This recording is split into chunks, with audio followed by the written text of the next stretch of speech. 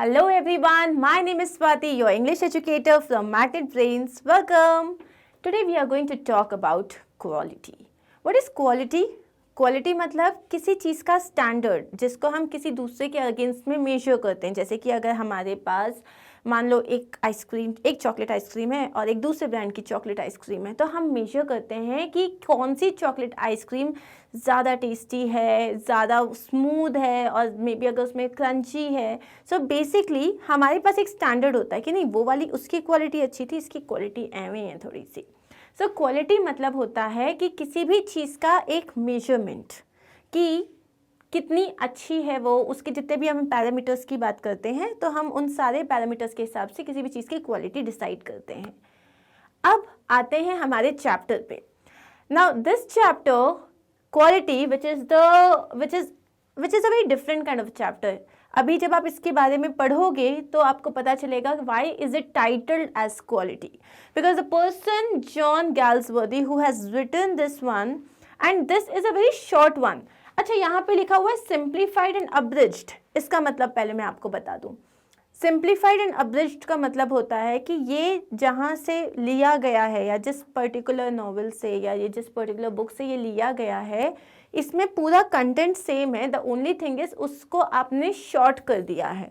Summary नहीं कहेंगे इसको हम. अब्रिज्ड का मतलब होता है you have omitted few lines, लेकिन उसका कंटेंट, उसका जो कॉन्टेक्स्ट है वो डिफरेंट नहीं हुआ है. Okay, so this particular chapter, quality, it talks about a pair of brothers, okay, and Gessler brothers. They are shoemakers and they are amazing at their work. The quality of their shoes is so good that they last really long. You would not want to visit them again very soon. ये उनकी story है. Like जहाँ पे हम जैसे आज की date में हम बात करें तो इंडस्ट्रियलाइजेशन के कारण एवरीथिंग जिसको पहले हैंडमेड होती थी आज की डेट में इंडस्ट्रीज में बन जाती है, मशीन्स में बन जाती है and it's very easy. Let's talk about the sweaters. एक टाइम पे your mothers, your grandmothers, ये लोग जो है स्वेटर को पूरा निट करते थे. तो वो जो हैंडमेड स्वेटर होता है उसकी फील, उसकी वार्मथ बहुत अलग होती थी. आज की डेट में it's like a piece of cake, क्योंकि वो आपकी मशीन्स में बन जाते हैं, इंडस्ट्रीज़ में बन जाते हैं. लेकिन क्या उसमें वही सेम फीलिंग आती है? ऑब्वियसली नहीं आती है. सो आप जब हाथ से कोई चीज़ बनाते हो तो उसकी अलग फीलिंग होती है. क्यों? क्योंकि उसमें आपके एफर्ट्स बहुत ज़्यादा होते हैं. Now let's talk about art. An artist, like if you are a painter, if you are a dancer, or if you cook, everything has art. आप एक आर्टिस्ट हो. whenever you do something along like जिसमें आपका heart and soul आप उसमें involve करते हो, तो उसको कहते हैं आर्ट.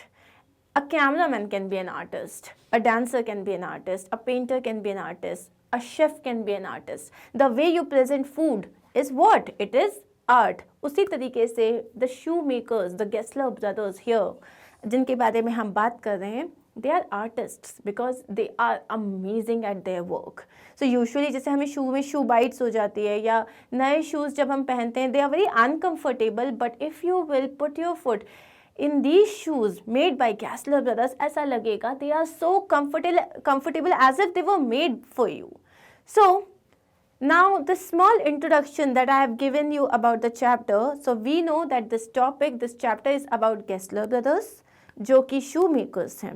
बट हमारे जो ऑथर हैं जिन्होंने ये इस पूरे चैप्टर को नरेट किया है, ही इज़ अ क्लाइंट. वो उनके एक क्लाइंट हैं. जब हम चैप्टर को बात करेंगे so you will come across the problems that these small shopkeepers they face. जो लोग, जैसे हम बड़ी बड़ी शॉप्स में जाते हैं, मॉल में जाते हैं, they all run because of the advertisement. लेकिन जो लोग एडवर्टाइज नहीं करते, जो जेन्युइनली काम करते हैं, उनकी लाइफ कितनी डिफ़िकल्ट हो जाती है, यहाँ पे हम इस चैप्टर में इस बारे में पढ़ेंगे. बहुत इमोशनल है, बहुत सारे इमोशनल कनेक्ट्स रहेंगे. You would feel bad for the shoe maker और you would feel bad for the client. So let's start reading this chapter. Before you read, can a shoemaker be called an artist? Yes, if he has the same skill and pride in his trade as any other artist and the same respect for it too. Yes, a shoe maker can be an artist. अगर उसको अपने काम में करने में उसी passion के साथ, उसी प्राइड के साथ अगर वो अपना काम करता है तो he can be called an artist. In his trade, trade का मतलब क्या होता है, आप जो काम कर रहे हो, जैसे trade is usually what, buying and selling of things, जिसके लिए आपको पैसे दिए जाते हैं, you are paid for it. So when here we talk about trade, तो जो वो काम कर रहे हैं अगर वो उतने ही हार्ट एंड सोल के साथ वो काम कर रहे हैं तो yes, he is an artist and he has the same respect for his work and he deserves the same respect as well, because why, any work where you are putting your efforts, where you're giving your 100% deserves a lot of respect. Mr. Gessler, a German shoemaker settled in London, is a perfect artist. ये पूरी story किसके बारे में है? We are talking here about mister Gessler, जो कि एक German शू maker हैं जो कि लंदन में सेटल हुए हैं. Read the story to see how he devotes his life to his art. What is his art? His art is shoemaking.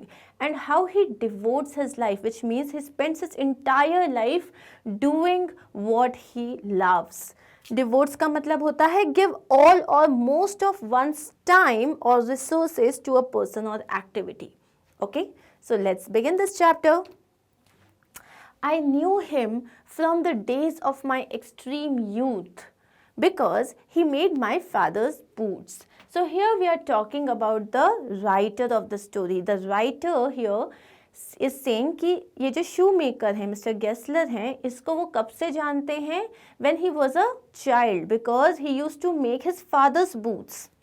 He lived with his elder brother in his shop, which was in a small by street in a fashionable part of London.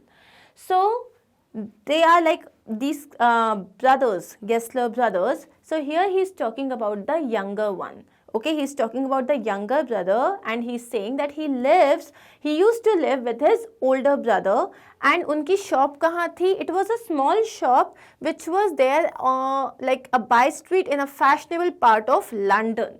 So एक by street का मतलब क्या होता है? एक separate out of the way or cross street, मतलब जैसे main street जो होती है उसके एक यू कैन से उसके साथ लगी हुई एक छोटी सी स्ट्रीट थी उसके, और एक बहुत ही फैशनेबल पार्ट लंदन के एक बहुत ही पॉश एरिया में इनकी एक छोटी सी शॉप थी. The shop had a certain quite distinction. अब जो एक लंदन के एक फैशनेबल से एरिया है उसमें इनकी छोटी सी शॉप है, लेकिन वो शॉप जो थी उसमें कुछ अलग बात थी. डिस्टिंक्शन मतलब जो दूसरों से अपने आप को अलग करती है. What was the difference? There was no sign upon it other than the name of Gessler Brothers and in the window a few pairs of boots. Usually अगर आज आप मार्केट में जाओगे so you will see a shiny board और उसमें lights लगी होती हैं. The showroom is awesome. आपके पास बाहर डिस्प्ले में बहुत सारी चीज़ें रखी रहती हैं. Why do they do this? Because they would want to attract the clients, they would want to attract the customers. But this shop, how was it different from others? The shop, it only had one signboard, Gessler Brothers, and nothing. And then there was a display outside जो एक glass का display था जिसमें सिर्फ कुछ shoes रखे हुए थे to actually inform that it's a shoe shop, and that is it. He made only what was ordered. Now, it was not a shop where already made shoes were kept and you go there, you like one and you buy one and you came home. No, he only used to make shoes on order. वो सिर्फ order पे जो shoes आते थे उन्हें ही बनाते थे. And what he made never failed to fit. The amazing quality of those shoes was such कि आप कोई भी जब उसको पहनता था तो वो कंप्लेन नहीं कर सकता था कि यार शायद छोटा हो गया या थोड़ा ढीला हो गया या शू बाइट हो रहा है. There was no complaint. To make boots, such boots as he made seemed to me then and still seems to me mysterious and wonderful. इतने अमेजिंग शूज़ बनाना. सो जो हमारे राइटर हैं वो क्या बोल रहे हैं कि मुझे तब भी ऐसा लगता था और मुझे आज भी ऐसा लगता है कि यार इनके जो शूज़ हैं वो कितने मिस्टीरियस होते हैं, कितने वंडरफुल होते हैं, because they fit as if you know आपके पैर में रख के किसी ने बनाया हो, एकदम perfect. I remember well my shy remarks one day while stretching out to him my youthful foot. तो एक दिन जब वो फर्स्ट टाइम अपने पापा के साथ तो वो जाते थे, बट एक दिन जब वो फर्स्ट टाइम अपने पैर का नाप देने के लिए उनके सामने जब उन्होंने अपना पैर स्ट्रेच किया, तब he was feeling shy. उनको बहुत अजीब सा लग रहा था. He was feeling a bit uncomfortable. And what did he say? उन्होंने एक shy remark दिया. What did he say? Isn't it awfully hard to do, Mr. Gessler? उन्होंने क्या बोला कि क्या ये बहुत ज़्यादा डिफ़िकल्ट नहीं है शूज़ बनाना? awfully मतलब very. ओके, सो awfully मतलब जब हम नेगेटिव तरीके से बोलते हैं तो जैसे इट वॉज awfully बैड और इट वॉज awfully पेनफुल, मतलब बहुत ही ज़्यादा पेनफुल था. सो awfully हार्ड टू डू मतलब ये जो शूज़ आप बनाते हो वो भी इतने अमेजिंग शूज़, ये बहुत मुश्किल नहीं है. And his answer given with a sudden smile from out of the redness of his beard, it is not. Now he was a German, तो उनका जो accent था वो German था. Okay, so though what is he saying here? It is an art. It is an art. But how did he say it? He said it like this. It is an art. Okay, so try to practice the German accent. Maybe you would like actually get good at it. So Mr. Gessler ने क्या कहा जब उन्होंने ये question कहा? Mr. Gessler ने कहा and he had a red beard, मतलब जो जर्मन होते हैं ना उनकी जैसे बियर्ड होती है वो थोड़ी रेडिश होती है. So he had a smile on his face और उन्होंने क्या कहा? ये तो एक आर्ट है, ये एक कला है. And he loves his job. It was not possible to go to him very often. Now what was he saying? What is this writer saying? कि it was not possible कि आज गए 2 महीने बाद फिर एक शू खरीदने चले गए या फिर मे बी 6 months बाद एक और शू का पेयर खरीदने चले गए. That was not possible. Why? His boots lasted terribly, having something beyond the temporary, some essence of boots stitched into them. वो जो शूज़ थे वो इतने स्टडी थे और इतनी अमेजिंग क्वालिटी के थे कि वो ख़राब ही नहीं होते थे. लास्टेड टेरिबली का मतलब होता है इफ़ समथिंग वी से कि नहीं दैट लास्ट लॉन्ग, मतलब वो बहुत टाइम तक चलती है. Lasted terribly means lasted very long. Okay, having something beyond the temporary, उनमें कुछ अलग ही बात थी. Some essence of boot stitched into them. Essence का मतलब क्या होता है? द इंट्रिंसिक नेचर और indispensable quality of something which determines its character. मतलब इन जो शूज़ में कुछ अलग ही बात थी. The way they were made, उनकी जो स्टिचिंग थी, जो लेदर यूज़ हुआ था, जो कटिंग्स थी, वो उसका जो उसमें एक अलग ही बूट का एसेंस था. One went in not as into most shops, but restfully as one enters a church and sitting on the single wooden chair waited. So वहाँ पे आप जब जाते थे तो ऐसा नॉर्मली क्या होता है जब हम शॉप में जाते हैं, बहुत सारे लोग ऑलरेडी शॉप में होते हैं, हम अलग अलग शूज़ को देखते हैं, निकालते हैं, ट्राई करके देखते हैं. इफ़ वी लाइक समथिंग तो हम उनसे बोलते हैं इसमें अगर साइज़ चाहिए एंड ऑल. लेकिन वहाँ ऐसा कोई कियोस्क नहीं था. आप जब उस शॉप में जाओगे तो ऐसी फीलिंग ही नहीं आती थी कि एक शॉप में आप जा रहे हो. You would feel that as if you have entered a church. It was so peaceful out there. And वहाँ पे सिर्फ एक वुडन चेयर थी जहाँ पे आप बैठते थे and then you use to wait for the Gessler brothers to come and do the conversation. It was not possible to go to him very often. Okay, this is something we have read. Next. A guttural sound and a tip-tap of his slippers beating the narrow wooden stairs, and he would stand before one without coat, a little bent in leather apron, with sleeves turned back, blinking as if awakened from some dream of boots. So once you go inside the shop and you sit on that wooden chair, you would hear, what would you hear? A guttural sound. What is a guttural sound? Harsh and grating. मतलब कि आवाज़ें, जैसे आप shoes बना रहे हो तो you have to use the hammer on, तो ये सारी आवाज़ें आपको आएगी. And suddenly the tip tap of his slippers, मतलब जब कोई सीढ़ियाँ उतरता है तो उसकी चप्पल की आवाज़ आती है, तो that is the tip tap of his slippers beating the narrow wooden stairs. Beating the narrow wooden stairs means जो स्टेयर्स थी, it was a small shop, तो ऊपर एक बहुत ही पतली सी जो सीढ़ियाँ थी जो नीचे आ रही थी, वहाँ से उनकी आवाज़ आती थी. And he would stand before you. यहाँ पे उनका फिजिकल एट्रीब्यूट्स बताए गए हैं कि वो किस तरीके से अपने आप को कैरी करते थे. So he would not wear a coat. Okay, so there was nothing like he was advertising और he was presenting himself. So उनके पास कोट नहीं होता था. A little bent. Now maybe because of a lot of work he would always be a little bent in leather apron. and he used to wear a leather apron. Apron क्या होता है? Usually, you know, if you're a chef or if you have seen a chef, तो एक material होता है जिसको आप अपने ऊपर कवर करते हो, सो दैट आपके कपड़े खराब नहीं हो. A protective garment worn over the front of one's clothes and tied at the back. With sleeves turned back, और जो sleeves होती थी उनकी वो उसको पूरा चढ़ा लेते थे. Blinking as if awakened from some dream of boots. और वो कैसे blink करते थे, मतलब अपनी पलकें कैसे झपकाते थे, जैसे हम सो के अचानक से उठते हैं. तो जैसे हम कोई नींद में थे, हम कोई सपना देख रहे थे, तो हम कैसे उठते हैं, उस तरीके से वो उठ जाते हैं.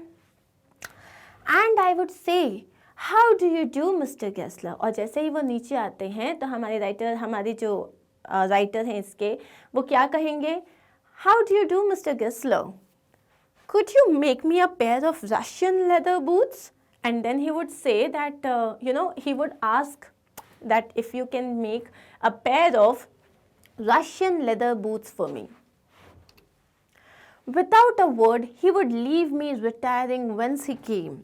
Now, जैसे ही आप उनसे बोलोगे कि क्या आप मेरे लिए एक रशियन लेदर में बूट्स आप मेरे लिए बना सकते हो, he would not say anything. He would not start talking to you like, oh बिल्कुल बिल्कुल मैं तो बहुत अच्छा बनाता हूँ, बिल्कुल आपको कैसा चाहिए. No, he would simply leave you there. Y?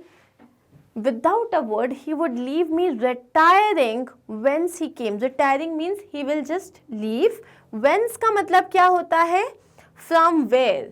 So he would leave me and like go from there he came. तो जहाँ से वो आए थे वो वापस वहीं चले जाते हैं, और into the other portion of the shop. तो या तो जहाँ वो ऊपर से आए थे वो वापस ऊपर चले जाएंगे, या तो शॉप का जो एक और पोर्शन था वो वहाँ पे चले जाएंगे. And I would continue to rest in the wooden chair, inhaling the incense of his trade. So, और मैं बस अपनी चेयर पे बैठा बैठा वेट करता था, क्योंकि आसपास जो लेदर की स्मेल आती है, लेदर की जो एक इंसेंस आती है, वो आती होती थी. And I used to just smell it and enjoy. Soon he would come back, holding in his hand a piece of gold brown leather. अच्छा, ये जो हैं, जो गेस्लर ब्रदर जिनकी हम बात कर रहे हैं, he would not talk much. वो ज़्यादा बोलते ही नहीं थे. तो ही वुड, जैसे ही आपने उनको अपनी रिक्वायरमेंट बताई, ही will go and he will get the best thing for you.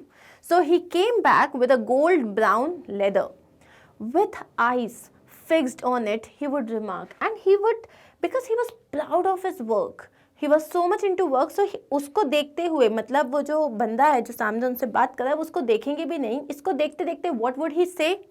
What a beautiful beast. Now वो P को B बोलते हैं. Okay, so what a beautiful, and T को D बोलते हैं. So you have to remember this. So he would say, what a beautiful piece. When I too had admired it, he would speak again. So once he would show you and he would talk about that, you also have to admire it, because it is not something that, he's like just he has ordered. He would get the best of the leather in the entire city. So वो जब उसको admire करते, मतलब आप भी जब बोलोगे हाँ ये तो बहुत अच्छा पीस है, then he would start talking. When I too had admired, he would speak again. When do you want them? कब चाहिए आपको, कितने टाइम तक चाहिए? And I would answer, oh, as soon as you conveniently can. मतलब जितने time में आप conveniently, मतलब मैं आपको प्रेशराइज नहीं कर रहा हूँ कि मुझे 2 दिन में चाहिए या 10 दिन में चाहिए.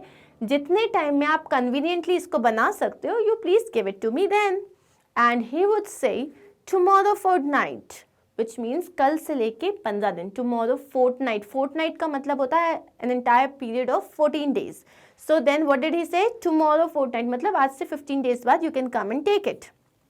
और if he were his elder brother. So अभी हम किसके बारे में बात कर रहे हैं? We are talking about the younger brother. लेकिन अगर elder brother होते उनके, तो वो क्या कहते? I'll ask my brother. So he'll say कि नहीं, मैं अपने भाई से पूछ के बताता हूँ. I'll ask my brother. Then I would murmur, thank you, good morning, Mr. Gessler. And then as he would leave, he'll say, thank you, good morning. Good morning, he would reply, still looking at the leather in his hand. And he would still only look at his leather, that okay, वो कैसे बनाना उनका दिमाग में चल रहा है. And he would not even look at the client. He'll just say, okay, good morning, thank you, bye-bye. And as I moved to the door, I would hear that, sorry, this is done. So, okay. Now here what they are saying, and as I moved to the door, I would hear the tip tap of his slippers going up the stairs. तो जैसे ही वो दरवाजे की तरफ जाने लग जाएंगे, he would again hear that he is going upstairs. वो वापस उनके जो चप्पल की आवाज़ है वो आने लग जाएगी. To his dream of boots. Because what is he saying कि ऐसा लगता है वो इतने रिलीजियसली अपने काम को करते हैं, इतने इंडस्ट्रियस मतलब वो बहुत इंडस्ट्रियस हैं. इंडस्ट्रियस का मतलब क्या होता है? बहुत मेहनती हैं और बहुत लॉयल हैं. तो वो जिस तरीके से अपने काम को करते हैं ऐसा लगता है कि वो एक बूट्स का ड्रीम देख रहे हैं और वो वहाँ से उनको किसी ने बुला लिया है. And then he would talk to you and he will go back to the dream of boots. I cannot forget that day on which I had occasion to say to him. So one day what happened, so he's telling, अब ये पूरे अपने past के बारे में narrate कर रहे हैं. तो ये बता रहे हैं कि एक बार क्या हुआ था कि मेरे को एक मौका मिला उनसे बोलने का. यहाँ पे क्या है? I had occasion to say, मतलब एक दिन मुझे बोलना पड़ा उनसे. क्या? Mr. Gessler, that last pair of boots creaked, you know. तो उसने क्या कहा? मिस्टर गेस्लर, वो जो आपने जो लास्ट टाइम वो जो मुझे शूज़ बना के दिए थे ना, दे क्रीड, मतलब उनमें से एक आवाज़ आ रही थी. He looked at me for a time without replying, as if expecting me to withdraw or qualify the statement. तो वो क्या बोल रहा है यहाँ पे कि वो जो मिस्टर गेस्लर थे वो उसको कैसे देख रहे थे हमारे राइटर को कि एज इफ उसने गलती से कुछ बोल दिया है. एंड इधर ही वुड से नहीं मैं तो ऐसे ही कह रहा था. विदड्रॉ हिज स्टेटमेंट मतलब वो अपने शब्द वापस ले लेंगे.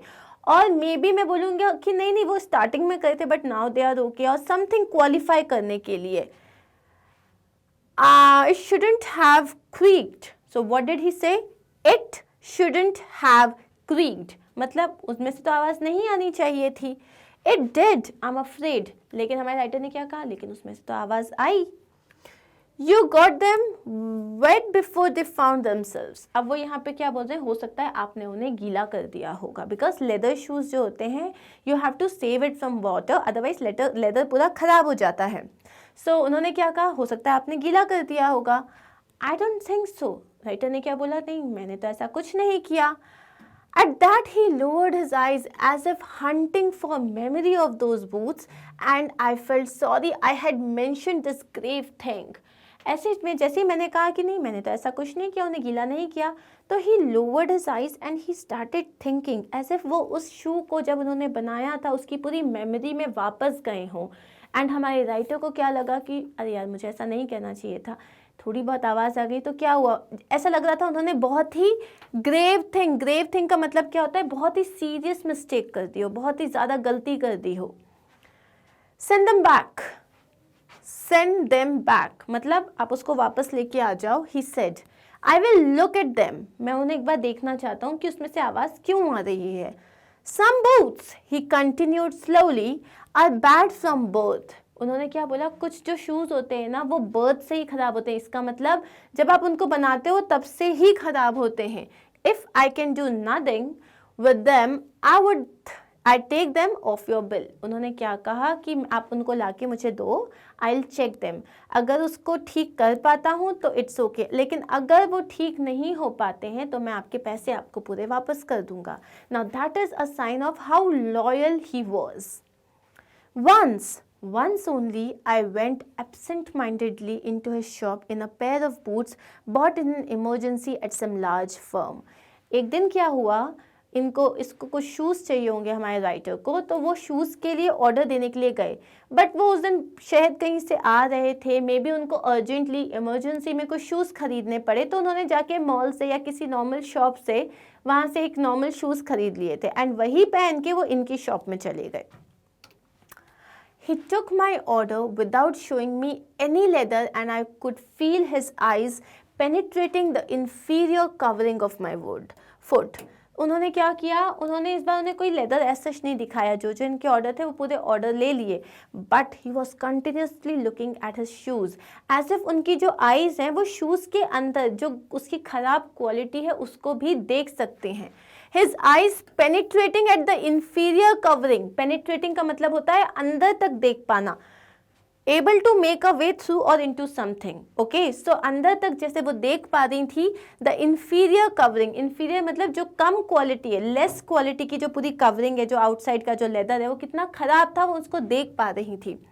Eight last he said, those are not my boots, क्योंकि ये तो हमेशा उनके पास से लेते थे, तो उन्होंने जैसे ही देखा वो, उनको बोला नहीं ये तो मेरे शूज़ नहीं हैं। The tone was not one of anger, not of sorrow, not even of contempt, but there was in it something quiet that froze the blood. अब वो गुस्से से बात नहीं कर रहे थे, there was no anger, nor of sorrow, उसमें पेन भी नहीं था, उसमें ऐसी कोई कंटेम्प्ट भी नहीं था, मतलब जैसे कि ये तो कितने खराब है, एकदम वर्थलेस है, ऐसा भी नहीं था। But there was something, the way he said those are not my boots, उसमें कुछ ऐसा था जिससे आपको अंदर तक ऐसा लगा, you know, like as if you have done something wrong, froze the blood. He put his hand down and pressed a finger on the place where the left boot was not quite comfortable. So shoe को देखते ही, now the person was already wearing the shoes. So उन shoe को देखते ही जो left boot में उन्होंने एक ऐसी जगह touch किया जहाँ वो exactly वहीं पे वो uncomfortable था. So he was that good at his work. Now I would, if you're there, it hurts you there. इसका मतलब क्या होता है, ये तुमको वहाँ पे पेन कर रहा होगा. He said, those big firms have no self-respect. Now this person has started talking about the big industries that make shoes, but they do not take care of the qualities. Now this person has actually started talking. Usually ये बात नहीं करते, but today he was talking. What did he say? Those big firms, they have no self-respect. ये जो बड़ी बड़ी industries होती हैं, इनमें कोई सेल्फ रिस्पेक्ट ही नहीं है. And then as if something had given way within him, as if उन्हें कुछ हो गया, किसी ने उनको जो बहुत बुरी तरह से हर्ट कर दिया होगा. He spoke long and bitterly.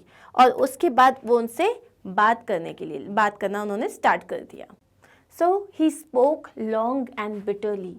मतलब अब वो जब बात कर रहे थे, जैसे when sometimes it happens when something really hurts us, तो हम अपना जो गुस्सा होता है, अपनी जो पेन होती है, हम उसको वेंट आउट करने लग जाते हैं. And he was doing exactly the same thing. It was the only time I ever heard him discuss the conditions and hardships of his trade. So that was the only time when our writer, he heard him. जिस तरीके से वो पूरा बता रहे थे कि जो वो काम करते हैं उसमें कितने प्रॉब्लम्स आते हैं. कंडीशंस एंड हार्डशिप्स का मतलब क्या होता है, सीवियर सफरिंग, जो आपको पेन्स झेलने पड़ते हैं ऑफिस ट्रेड, इनके पूरे काम में. They get it all, he said, they get it by advertisement not by work. अब वो बात किसके बारे में कर रहे हैं यहाँ पे, बड़े बड़े फर्म्स के बारे में कर रहे हैं. और क्या बोला उन्होंने कि जो ये बड़े फर्म्स हैं, इनको अपना जो इतने ज़्यादा ऑर्डर्स मिलते हैं, इनके पास जो इतने सारे लोग आके चीज़ें खरीदते हैं, ये इसीलिए नहीं मिलते हैं बिकॉज इनकी क्वालिटी बहुत अच्छी है. दे जस्ट एडवर्टाइज इट, और एडवर्टाइजमेंट के कारण उनको इतनी सारी चीज़ें मिलती है. They take it away from us who love our boots. Now he is saying that we love our boots. हम इतनी मेहनत करते हैं, the way we make it, it's perfect, and हम अपने बूट्स से बहुत प्यार करते हैं, but they just take away everything from us. It comes to this, presently I have no work. अब वो अपनी प्रॉब्लम बता रहे हैं कि अब ऐसी नौबत आ गई है कि आज की डेट में मेरे पास काम ही नहीं है. क्यों? क्योंकि if you come here to buy a pair of shoes, you will have to give them some time, maybe 15 days. After 15 days he will return you the boots. मतलब वो आपको बना के देंगे बिकॉज वो हैंडमेड है. लेकिन जब आप बाहर जाते हो, so it's a matter of 5 minutes. You go, you check if it fits, you wear them and you come back. So यहाँ पे वो क्या बोल रहा है कि अब ऐसी नौबत आ गई कि आज की डेट में मेरे पास कोई काम ही नहीं है. Every year it gets less, you will see. And looking at his lined face, I saw things I had never noticed before.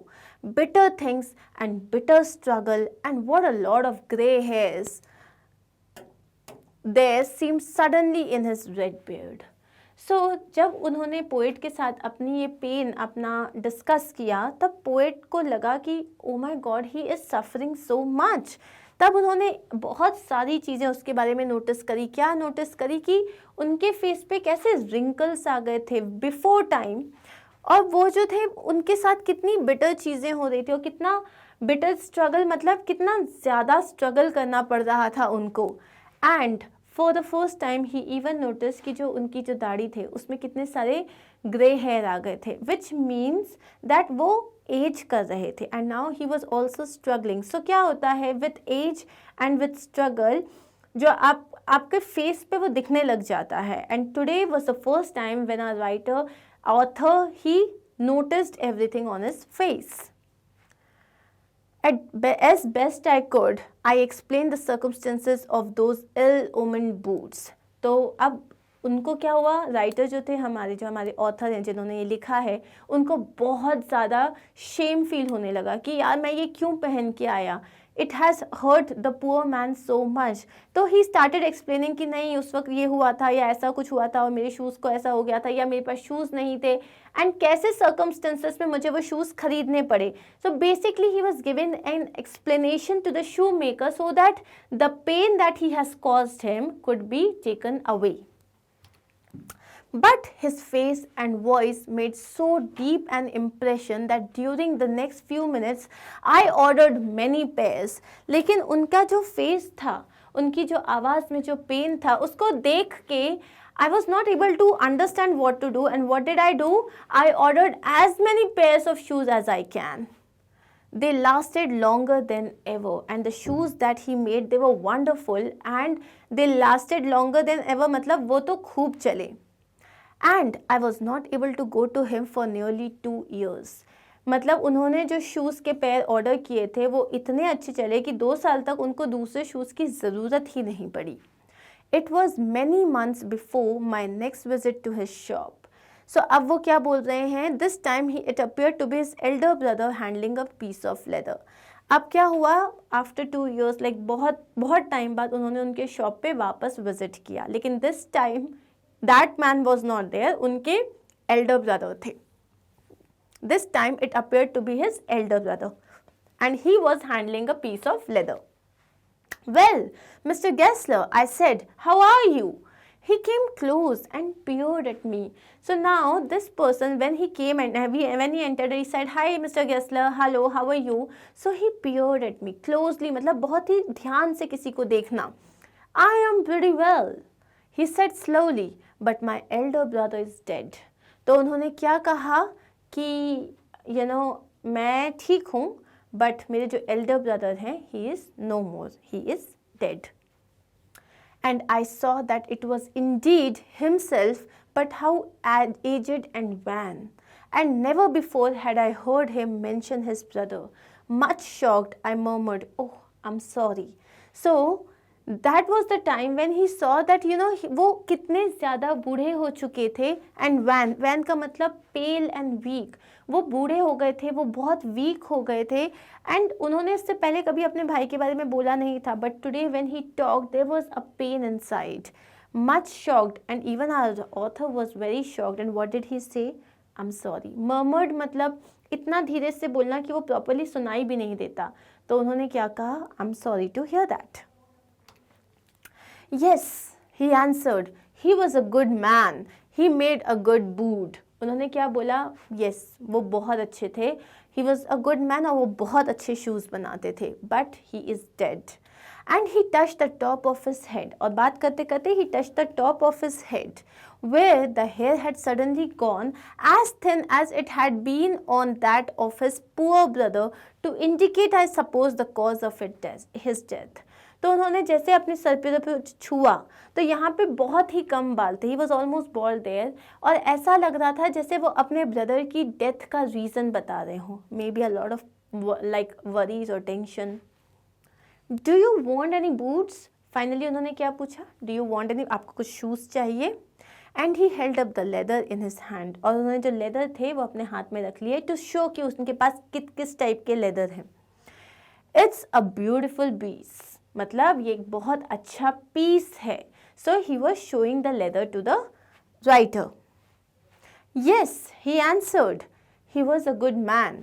He made a good boot. Sorry, I have read this. Yeah, I ordered several pairs. It was very long before they came, but they were better than ever.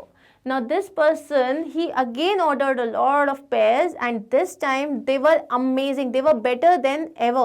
बहुत ही amazing quality थी। One simply could not wear them out, मतलब कि वो खराब ही नहीं होते थे। Wear them out का मतलब भी use until no longer in good condition, तब तक यूज करो जब तक वो खराब ही नहीं होते।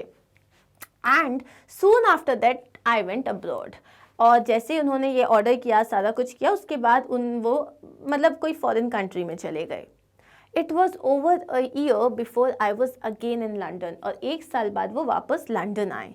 And the first shop I went to was my old friends, and first shop कहाँ गए? वो गेस्लर की शॉप पे गए। I had left a man of 60, I came back to one of 75। सो जब वो गए थे वहाँ से तो वो 60 ईयर्स के अराउंड थे, बट वो वापस जब आए तब ऐसा लग रहा था वो 75 ईयर्स के हैं।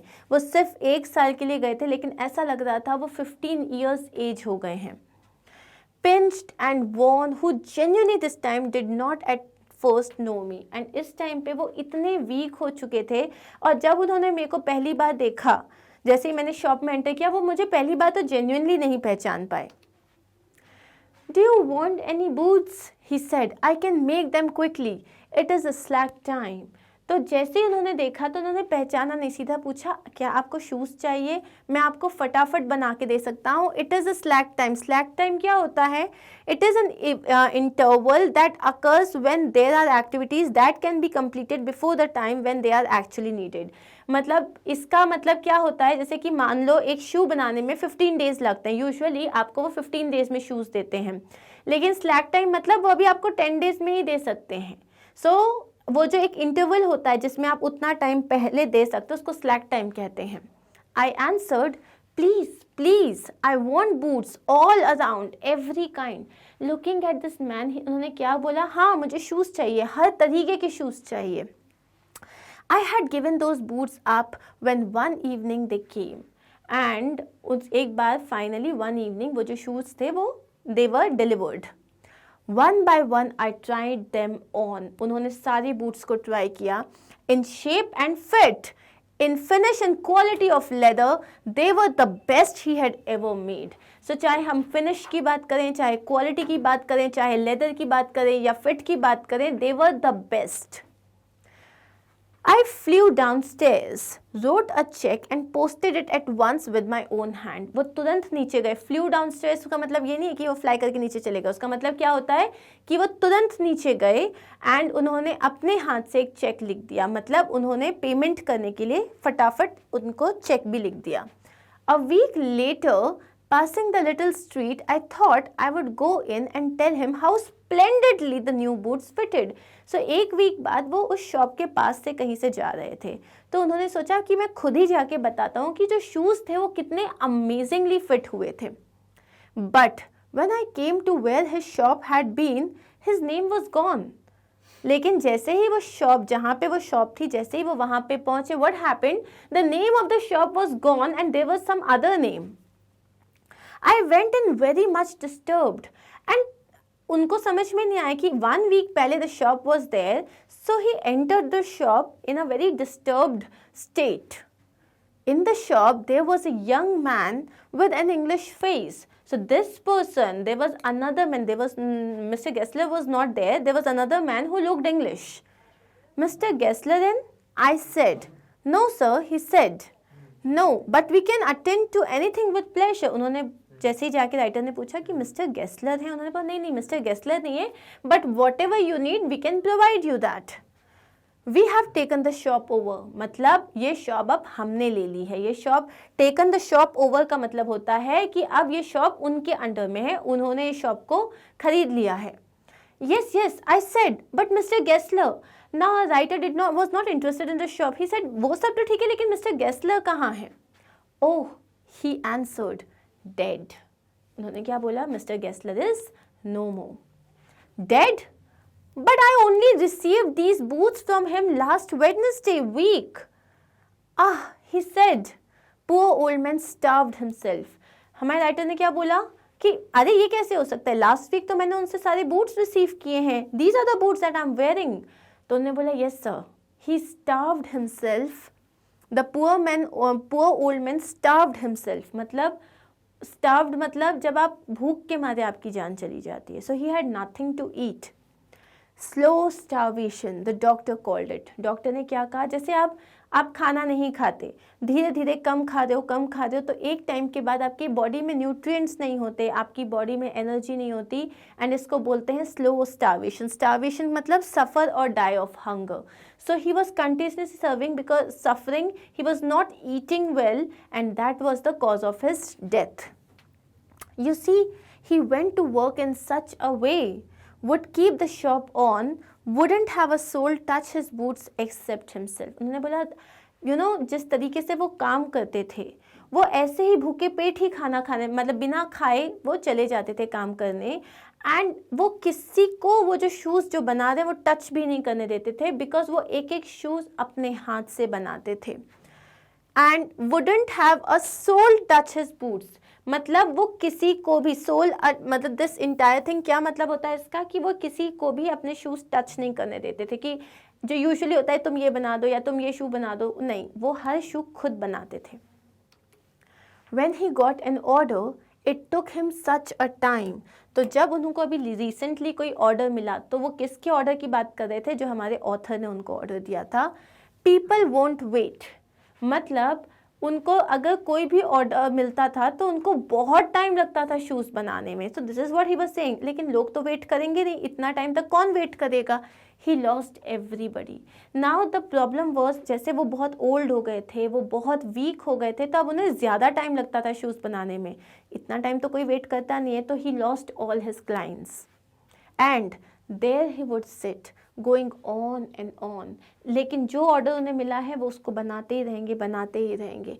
I will say that for him, मतलब मैं उनके बारे में बताना चाहूँगा, not a man in London made a better boot, मतलब पूरे लंदन में उनसे अच्छे शूज़, उनसे अच्छे बूट्स कोई नहीं बनाता।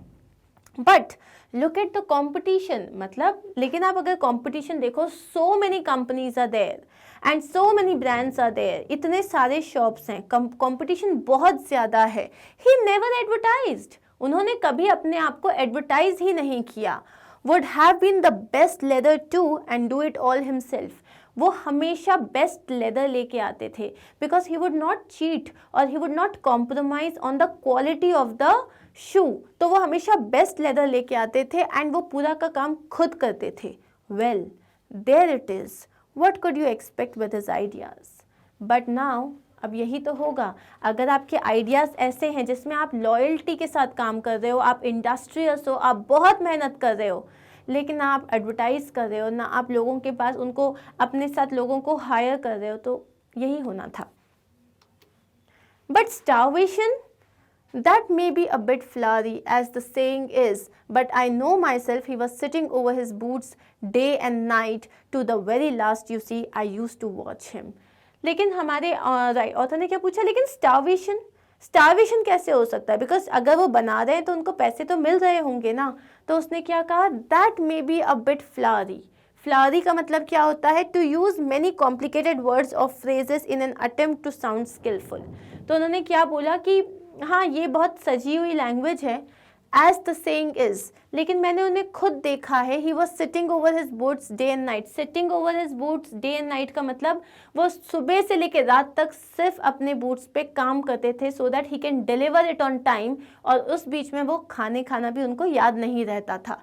To the very last, you see, I use to watch him. और ये बंदा क्या बोल रहा है कि मैं उन्हें देखता था, जिस तरीके से वो काम करते थे, वो दिन भर काम करते थे। Never gave himself time to eat, never had a penny in the house. उनने अपने आप को कभी खाना खाने के लिए टाइम ही नहीं दिया, और उनके पास कभी पैसा नहीं होता था। क्यों नहीं होता था? All went in rent and leather. जितना पैसा उनको शूज़ से मिलता था, वो पूरा का पूरा पैसा या तो इस शॉप की रेंट पे चला जाता था, या तो लेदर खरीदने में चला जाता था। विच ऑल्सो टेल्स अस कि वो कभी भी किसी से एक्स्ट्रा चार्ज नहीं करते थे। जैसे अगर आज की डेट में कोई शू जो है उसको बनने में 100 रुपीज़ लगता है, सो दे चार्जेस 5000 रुपीज़। सो यहाँ पे ऐसा नहीं था, जो उनको बनने में लगता था उसमें से थोड़ा सा प्रॉफिट लेके वो अपने शूज़ बेच देते थे। How he lived so long, I don't know. अब ये बंदा क्या कह रहा है, जो इंग्लिश मैन था, वो बोलता है मुझे तो ये भी नहीं पता वो अभी तक कैसे जिंदा रहे, क्योंकि ना वो खाना खाते थे, वो सिर्फ काम करते थे। He regularly let his fire go out, मतलब उन्होंने खुद को धीरे धीरे खुद ही मार डाला। मतलब उनने अपनी जो एनर्जी थी, अपनी जो लाइफ थी, वो धीरे धीरे खुद ही ख़त्म कर दी। Let his fire go out का मतलब होता है you did not do anything to stop things from self extinguishing. अगर आपके साथ ऐसा कुछ हो रहा है जिसमें आपकी बॉडी में चेंजेस आ रहे हैं या आप मतलब स्टार्व कर रहे हो, तो उन्होंने उस चीज़ को ख़त्म ही नहीं किया, उन्होंने अपना ख्याल ही नहीं रखा। ही वॉज अ कैरेक्टर। मतलब कैरेक्टर यहाँ पे पॉजिटिवली भी हम यूज़ करते हैं, नेगेटिवली यूज़ करते हैं। जैसे कि पॉजिटिव मतलब वो बहुत ही यूनिक थे, अगर हमें नेगेटिव यूज़ करना है तो मतलब वो एक नंबर के अजीब ही इंसान थे। सो कैरेक्टर मतलब वो यहाँ क्या बोलता है कि वो बहुत अलग थे। But he made good boots, लेकिन उसने क्या कहा, लेकिन वो बहुत अच्छे शूज़ बनाते थे। Yes, I said he made good boots. उन्होंने क्या कहा, बिल्कुल सही, वो बहुत अच्छे शूज़ बनाते थे। So here we are done with the reading part of our chapter, quality. Here we came across like two brothers, Mr. Gessler, and who made shoes and who made boots. They were shoemakers, and they were amazing at their job. For them, it was nothing less than art. And what was their journey? सो ऐसे हम, ये एक story है, लेकिन ऐसे अगर आप देखो तो बहुत सारे लोग हैं हमारे क्राफ्ट्समैन जो होते हैं, जो लोग हैंडमेड चीज़ें बनाते हैं, they are not paid right. उनको सही तरीके से जितनी मेहनत वो करते हैं उनको उतना पैसा नहीं मिलता।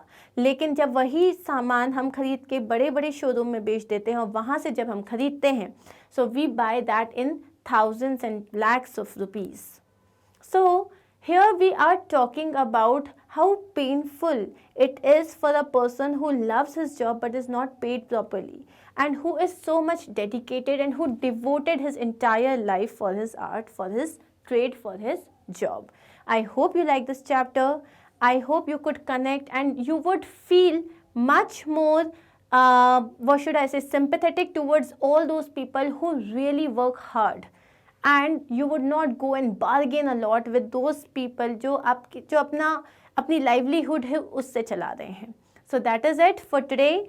In this video, we are done with the reading of our chapter Quality. I'll see you in the next video with the NCERT solutions of this chapter. Till then, stay safe, stay connected. Thank you. Bye bye.